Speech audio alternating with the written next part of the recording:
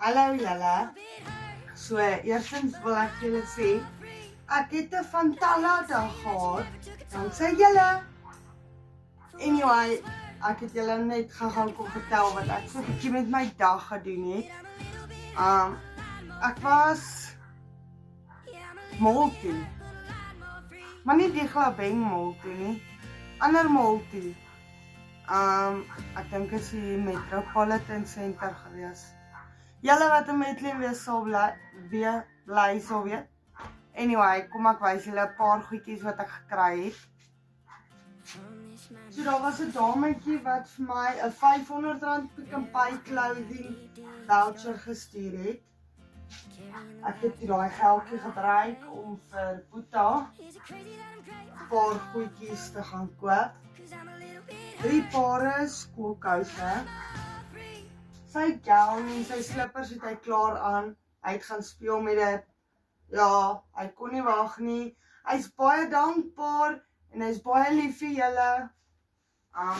Ek het vir hom 'n reënjas gekoop.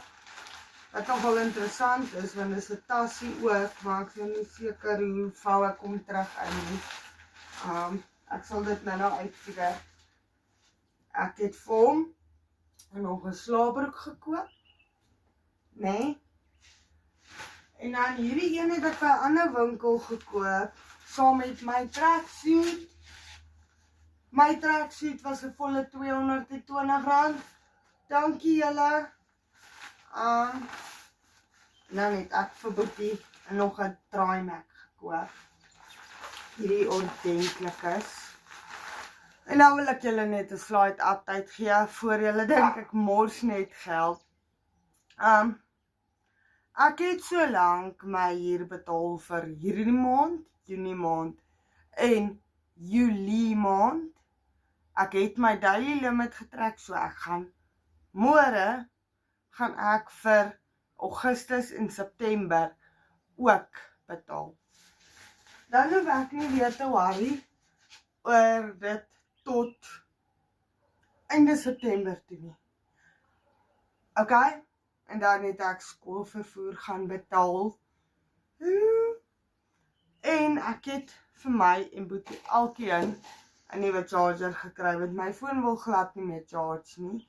Hy is nou op 10%. So, ons is amper weer.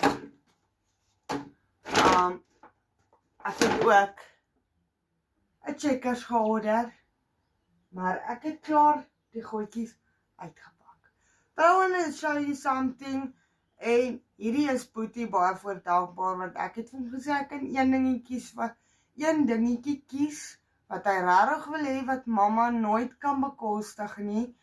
So, ek gaan vir julle wys wat hy gekry het, en dan sê julle vir my wat julle dink, en wat hy kan aanhou. So, eintlik wou hy 'n goldfish hê, maar mamma wil nie 'n goldfish koop nie, want dit gaan maintenance vat, en geld wat mamma nie altyd het nie. So, ek het hom gehelp om grond in te sit en sy boontjies te plant, en die kontrapsie het alles saam omtrent R450 gekos by General Store. Is iets wat hy al lank al soek. Hy soek eintlik die visies, maar ja, ons almal weet dit kos dan nou maar maintenance ook, en ek kan nie regtig nog onkostes op myself dra nie.